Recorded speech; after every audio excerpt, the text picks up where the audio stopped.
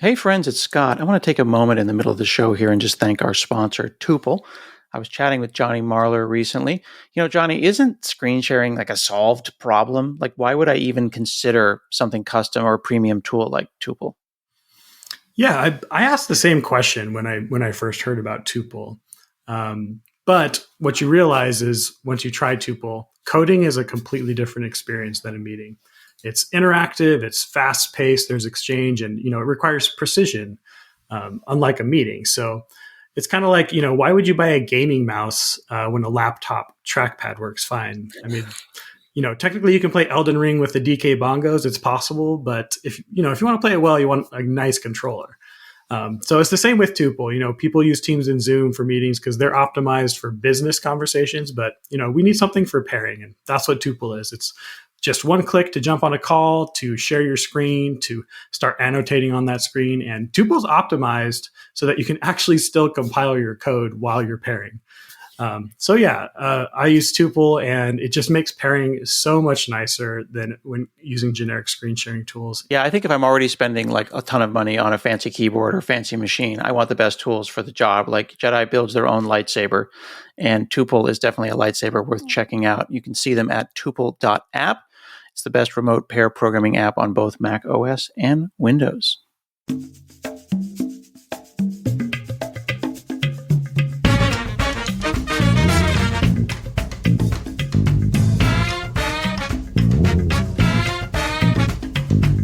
Friends, I'm Scott Hanselman. This is another episode of Hansel Minutes. Today I have the pleasure of speaking with Camille Tomlin, VP of IT Systems and Infrastructure at the Philadelphia International Airport. How are you? I'm great. And yourself? I am very excited because I just got back from overseas, and we're all thinking about the airport right now because of the shutdown. We're all thinking about all those systems in our lives that run perfectly and quietly until one day they don't. And we start thinking about that. And my wife and I were getting on the Wi-Fi at the airport. And then my wife was like, who's in charge of that? Like, who does the Wi-Fi? And then we saw when they were changing our ticket, like, who does that thing? And you could just sit in the airport and just sit at a gate and look at everything from the signage to the screens to the Wi-Fi and just like, who's in charge of all this? So I thought it would be amazing to talk to someone who's actually in charge of that. And I'm curious, when someone hears head of IT at an airport, what do they misunderstand about what you do? Oh, usually the first thing I get is, do you get to fly for free? That's what people always No, say. it is a crime. It is a crime. Like, no, we do not. I do not get to fly for free. So working for the airport is we are the landlord for all the tenants, all the businesses, all the airlines that operate within the airport. So our job is to maintain all the infrastructure, the facilities, and make sure passengers have a safe and seamless journey. That is a really interesting way to think about it. Like, it makes total sense when you say it like that, that it's a big apartment building. And like, okay, United has that terminal and American has that terminal, and they're renters. They're leasing, I guess, aren't they? Yes, yes, yes. It depends, and there are different type of lease agreements and all that. But like at Philadelphia, we have American is we're a hub for American Airlines, Mm-hmm. and they control a large portion of our terminals, and they manage their terminals. So like that infrastructure is all of them. We support. My team supports the base infrastructure, but the airlines manage their own. Okay, so then what's the layer though? Then there's like, I'm imagining there's cables, there's racks of machines, there's the actual internet relationship with whoever's providing internet and getting them connectivity. Do different airlines want different stuff from the landlord? Yeah, it depends. Actually, we just onboarded our newest airline in June, Aero Mexico, direct flight from PHL to Mexico City. But that was the first time I actually had a new airline. So once they worked out their lease agreement and all the corporate stuff, it's how do we get them set up? So, for example, any airline, they need internet, right? So they're like, okay, we're going to get a circuit. So that's where my team comes in. We will work with whoever is their internet provider. Let's say it's, I don't know, Comcast or something. Mm-hmm. that they work with us to get access to our facility to put their circuits in. So we have like a central utility hub building that circuits are, and my team will extend that circuit to wherever that location is. So we provide that fiber to like their nearest closet, wherever they're located. And then we hand off and the airline or tenant take it from there to place in their space. Okay, so you're spending a lot of time in like project management type meetings with their IT head about they're going to bring their machines in, they're going to rack them, and they're going to live here, and they're going to plug in there. And then when are you managing how they use that internet? Like I assume it's their own dedicated line, so they're not anywhere near one of the other airlines. Correct. They have their own circuit, their own fiber. Sometimes tenants will lease fiber from us. Like we have miles and miles of cabling throughout the airport, so they may lease fiber from us. But we would just handle that handoff. But we don't have any insight into their networks or their systems. hmm So when I'm sitting at the airport and I get on the public Wi-Fi, that's another. I'm effectively borrowing that, and that's provided by you, or is that a company that came in and did that for you? It depends. I will say just for everyone listening, like there's a saying in the airport world, if you've been to one airport, you've been to one airport. Because how everyone does it, it could be done in many ways. Sometimes the airport may provide Wi-Fi services, or that may be a vended. We have a contract with a vendor that provides public Wi-Fi. So there are different ways. Yeah, I see Boingo, I see T-Mobile, I see different, depending on which airport you get into, it's easier or less easy to get on the Wi-Fi. Correct. It depends on what works for the airport. This might be outside your purvey, but it just made me realize that sometimes I see when I go at an airport, you see all these different Wi-Fis like that are locked down that are probably not for me, right? I'm Ye- like, and then I see like something with an underscore or a letter A because they're trying clearly to be at the top because it's alphabetical order. And then I'm like, how many times does someone sneak into the airport and try to make a honeypot to get me to give them my details? Is that, oh, you're nodding. Unfortunately, that is something that happens in many public spaces, right? Getting the Yeah, train in many open, public spaces. you can find these erroneous Wi-Fi networks. Never click people. Safety first.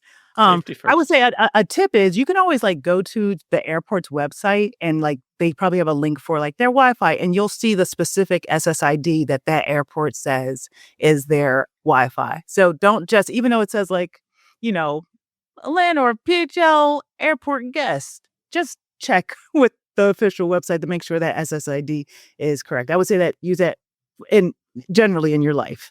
Do you Um, ever like run into like Terminal B or whatever, and you're just like, yeah, there's someone in here. There's evil. Like there's an evil SSID. Do you have network engineers that are watching for rogues and running after them, or do they take care of themselves? we have a dedicated infosec team, and That's our amazing. CISO does check, and we get. I can tell you about all the pen tests we've been through, and all the work we do to keep everyone safe. But generally, like everyone, practice was it digital health?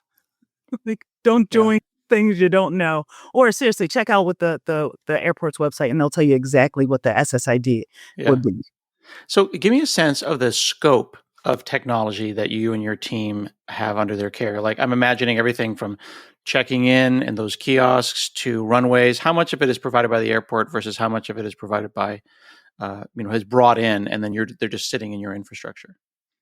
So we with the airport.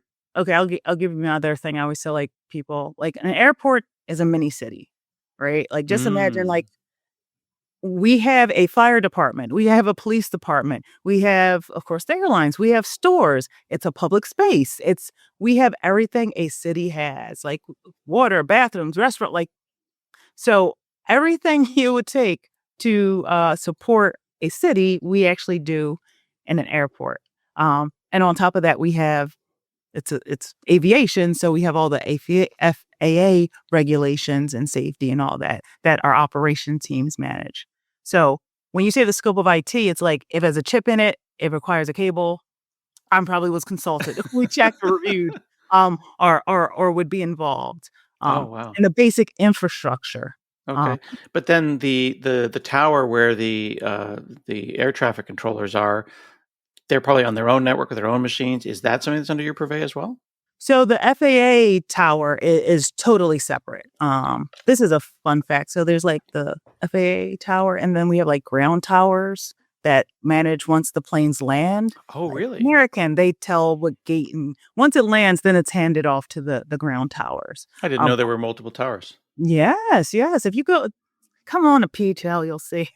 Anyways, just look me up. I'll give you the tour. Yeah, exactly. Um, Next time I land, I will come and get a tour of all the towers. But I'm yeah, always thinking about like this is the thing about I think people like us that we're systems thinkers. So it's like how can you visit an airport or any public space that's a mini city and not start just getting overwhelmed with like all the little details of all the little systems and like you said, everything with a chip.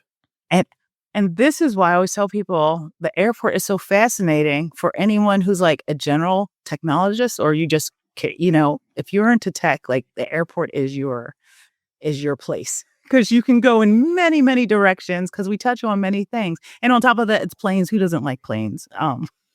What the fun part there. But yes, if there's our operations, there's lights, there's runway lights. If they need support, there's cabling, there's all the fiber infrastructure that has to go through the entire grounds. Like our team makes sure that stuff is up and running and operational. You know, it seems like if there's one word, I'm gonna take your entire job and break it down into one word. I keep hearing cabling.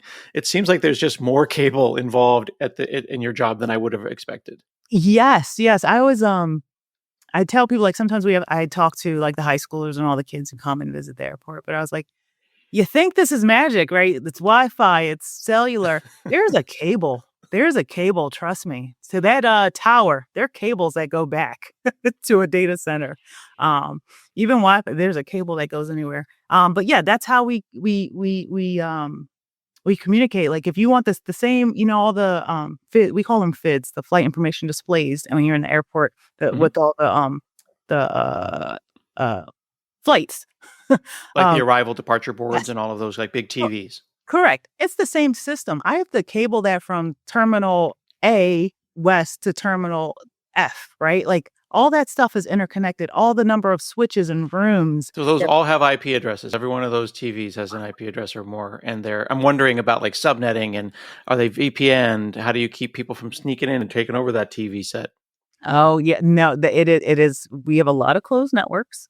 You cannot just join. There's no plugging in, there's no grabbing anything.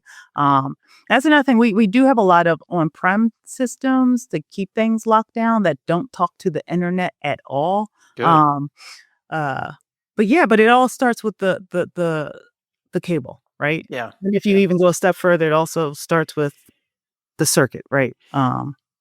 So many people do assume that it's Wi-Fi. Like I was sitting at I was in, because I mentioned that I was traveling last week. I was in Portugal and we were sitting at a food court and I was with a techie and I'm a techie, but this guy was a little more of a hacker type. And he noticed that the menu of the little Jamba Juice that was there or whatever the Portuguese equivalent of Jamba Juice was really just a TV with a Chromecast. So he joined it and started putting like family pictures on the TV of this poor little Jamba Juice. And I was like, dude, don't do that. And he's like, well, they shouldn't have had an open network. It makes you realize that like that not every TV at the airport is a Chromecast with like a TV from Costco. It's pretty sophisticated systems. Yeah, that is unfortunate. No, there are enterprise grade monitors that we buy and displays that don't have all those smart TV connections to it. So no, they're enterprise. That's another bad. I always tell people everyone always equate things to like, well, in my house, it's like, well, yeah, enterprise level stuff See, when is people say different. enterprise level, it's like when people say military grade or whatever. Yeah, It's just trying to express that this is a level that you didn't even know existed. yeah. It's a little different. It is a little different. Here's a tough question for you. What is the proudest quiet win that your team has had? Like something that made a huge impact, massive impact, but it's not going to get in a newspaper. Because people are always redesigning airports and they have a whole thing like visit the new airport, it's got all new terminal. But they don't talk about your team and something amazing that you guys pulled off. Wow. Wow, Scott. Hmm. The spotlight, I feel it. No stress. I just feel like there's like it could be bringing on Aero Mexico for the first time, like a new I was about airport. to say that, like, that was one, because it's aviation is highly regulated. Uh, Hmm. you have to meet certain specifications. And we were able to work with our partner, Aeromexico, to make sure they were operational in time for all their inspections and all that. So we were able to work and partner to make things happen. I would say generally because airports are 24/7, the best thing for me is our uptime, right? Like if Mm. things are operational, if you don't know we exist, let I'm fine with passengers assuming it's magic, right? Like as long as I know everything is up, there's no outage, or if something goes down, I built the redundancy in our system that you don't notice. That's where I am happy, and my team is happy. You don't notice any of the mistakes. Don't Well, watch. I'm realizing the fact that we're here doing a 30-minute podcast, that the airport's still running. Like your Yeah. team is there. Like they're always there. And is there some kind of a knock or some kind of like a central place where you can sit and see like red, green, yellow, and how everything's doing and the health of the system? Yeah, we have the standard tools everyone has. Like I said, it's so big. The number of switches our team monitors and makes sure it's up is a bit much, and it's always growing because there's always new projects, new projects. But that's also part of the fun thing about aviation. Like there's a lot of capital programs, and every capital project that they're building, whether it's even new windows, right? There's tech and new windows. There's sensors now. Oh, Um, because it's a smart building. The whole city is a smart city. You're thinking about humidity and you probably know temperature and all that throughout the whole place. yes, so we like consult with whatever new technology or whatever capital project they're working on, right? How can we make this cooler? How can I get this data? And then the next level is once I have the data, what can I do with some AI with it? So there's a lot. I don't know if I answer your question. I kind of got No, I a think you like did because that's why I wanted to talk to you because I think it's just so your your vibe of enthusiasm through public service through technology just comes out. I mean, like you worked, for example, at the Free Library of Philadelphia for like almost 15 years. You have been a public servant through technology pretty much since jump. Like, what does that mean for you? How does working for a public agency different than like coming and working at Microsoft or Google? which is funny because when I graduated back in the day, Microsoft was always the thing like, oh, I want to get a job at, but I'm here in Philadelphia. I'm like, oh, I can stay here. There's opportunities here. But no, I was able to co-op. I went to Drexel University, DU. Um, the co-op program got exposed to different areas. I started as a web developer. I loved that. And this was the early 2000s, so it was like the heyday. You could really code Notepad and all that stuff. That's when civilization peaked. Yeah, PHP. don't get me started. That's a whole nother pot, man. We could talk. Um, and then I got the opportunity to work at the public library system, which I love. That's one of my other loves and special interests. Don't get me on books. Started there, and then I moved up, became a web development supervisor, and then over time, I became the IT director for the library. But the thing is, I've changed. Like working in a department or working for the public service, you get exposed to more things in tech. Like I didn't have to stay in my lane of web development. I actually moved to like, hey, we have some on-prem servers. Now I'm going to learn about servers. Or I have to reboot this thing. I'm in the server room. Now I have to care about cabling. Now I have to learn about this, learn about this, learn about this.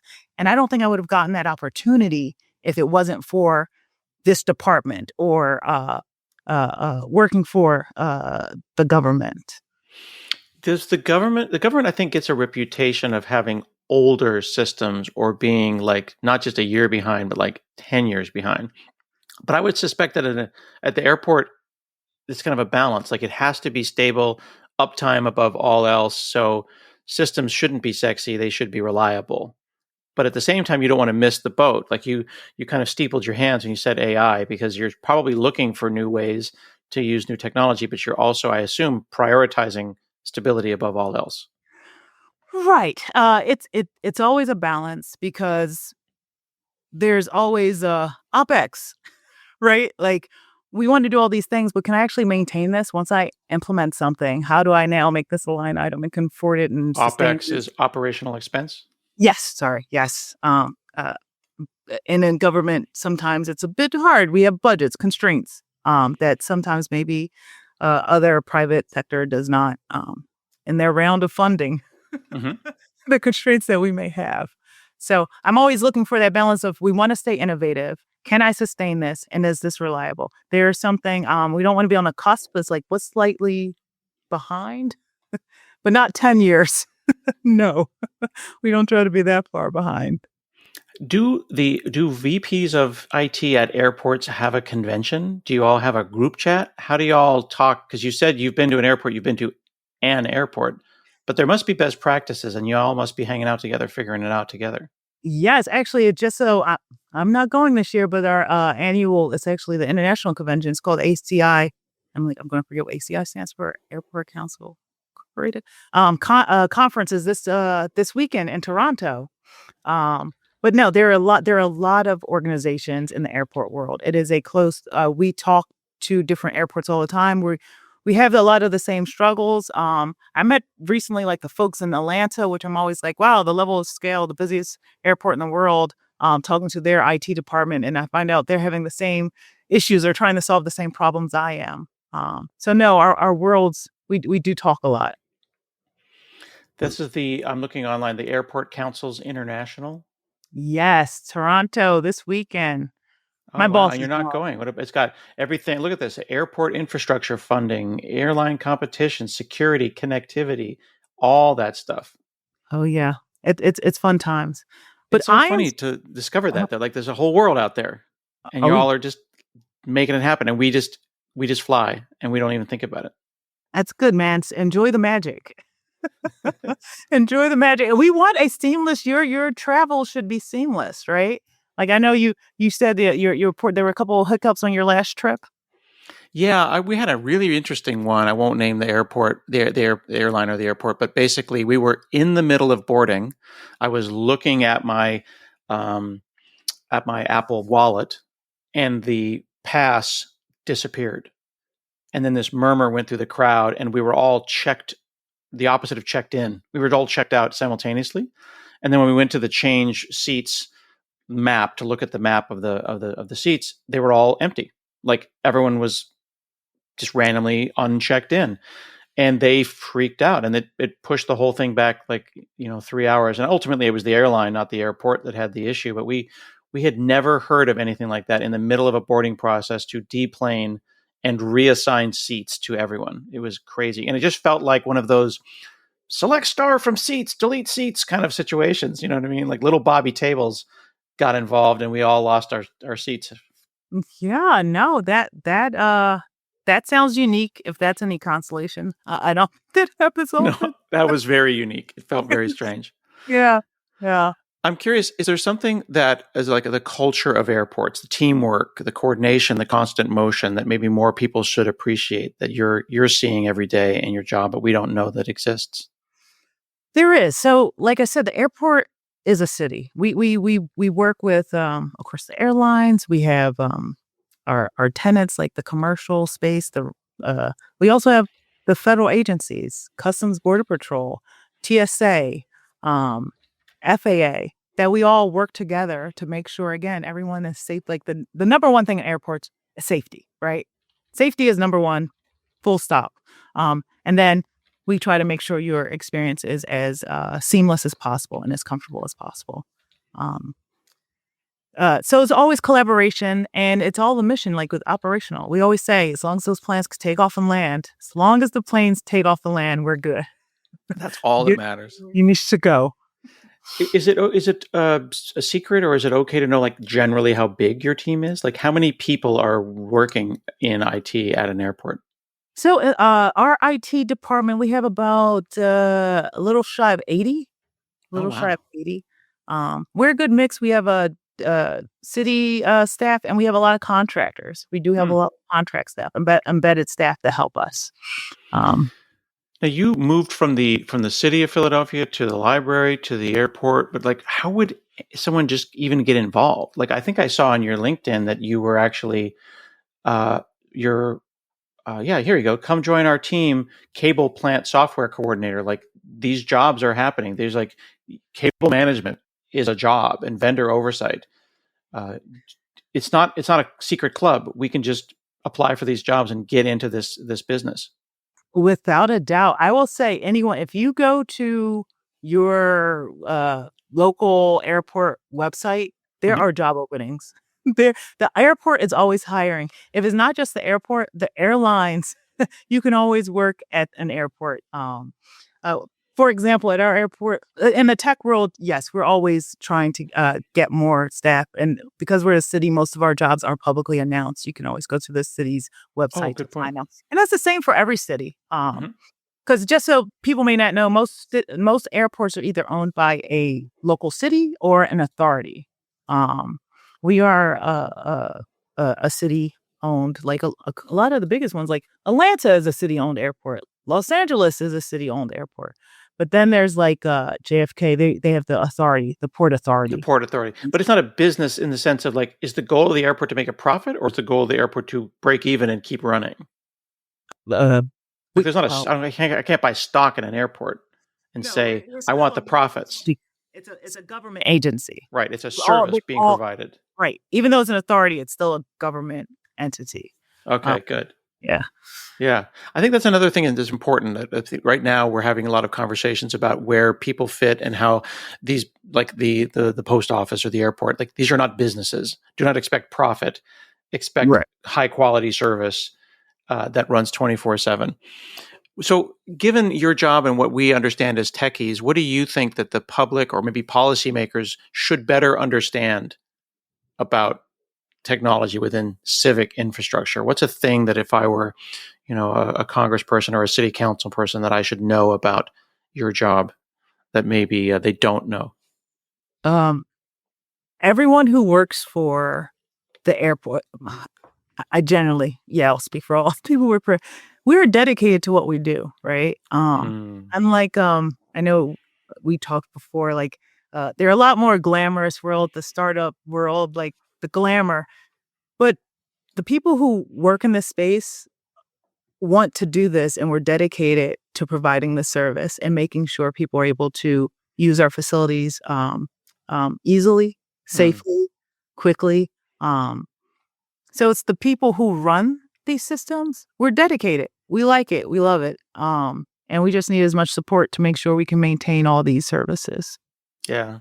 I think that people need to realize that like civil servant and being a civil servant and working in public service as a public agency is a choice and people do it because they love it, they're excited, they want to be in the room where it happens.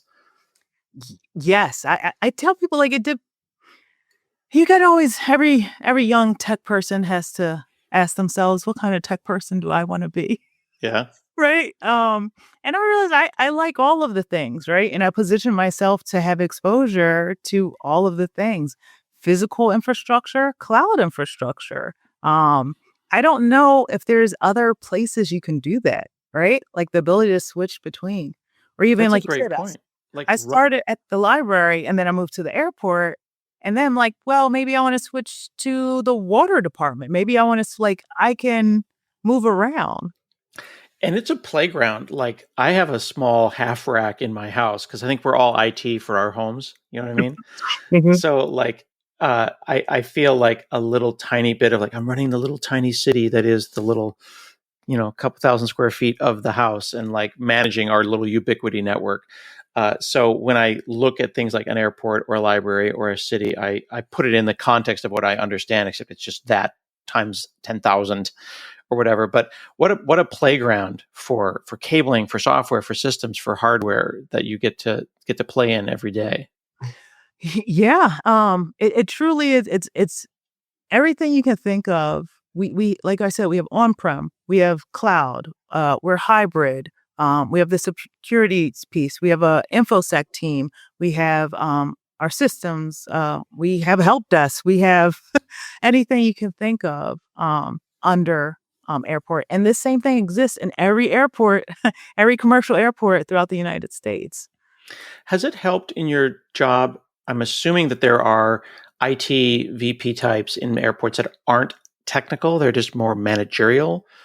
But you're a programmer also, and like you know what they're doing in the sense of like you're not asking anyone to do something that you couldn't maybe either do yourself or learn to do yourself. So does it help to be a technical manager in this kind of a space as opposed to simply a people manager? I think what I always tell people, no matter what, the key thing, regardless, curiosity. Mm. Curiosity. You have to just be curious about it because the higher you go up, was it like I'm not as me anymore. I'm more of I have a wider breadth of Right, things in right. me. I think about it as being like a Swiss Army knife. Like I can do a bunch of little stuff, but I'm not very good at it because it's a kind of a crappy little knife. Right. I might be good at it that day as it becomes my special hobby and I'm focusing on it. Yeah, yeah, yeah. But then it's or sometimes I feel like the Matrix Neo, like I know Kung Fu. Like so like I just have to do a deep Yeah. dive. I When know she downloads the helicopter instruction, I need to know about helicopters right now. And they go, okay, now I can fly a helicopter. sometimes it's like that at the airport. Like I'm doing this, or we get a lot of uh you just have to adapt. You have to be curious. I always say that's just my personal motto. You have to be enthusiastic about everything. Otherwise, why are we doing this? And but the tech background does help. Um, it does help. But I saw someone posted this thing on a GitHub. It can show you like a graph of your all your oh, see how far it is. I'm forgetting all your when you push. What's that called? All your commits? All your commits. See, I became corporate. See, now you're gonna have to go and get back into it. Okay. I know, but it showed a graph. You can make a graph of your commits. And I did it, and I was like, "Oh wow!" I could see the point when I became management. Oh no. You just see all it just dies off. I have No, no. you're hurting me because I know exactly when my GitHub commit graphs is not quite so green. Yeah, It's yeah. like, yeah, what were you doing there? I was in meetings, man. So it's like as you grow, you accept that. But it's still exciting. It's still fun, and I get to dabble in when I want to. But my team will not give me the keys. I'm like read only access. Don't Yeah. let me It's don't let me probably click best on. that we have read-only access. Yeah. Well, thank you so much for chatting with me today. My pleasure. It has been a lot of fun talking with Camille Tomlin, VP of IT Systems and Infrastructure at the Philadelphia International Airport. This has been another episode of Hansel Minutes, and we'll see you again next week.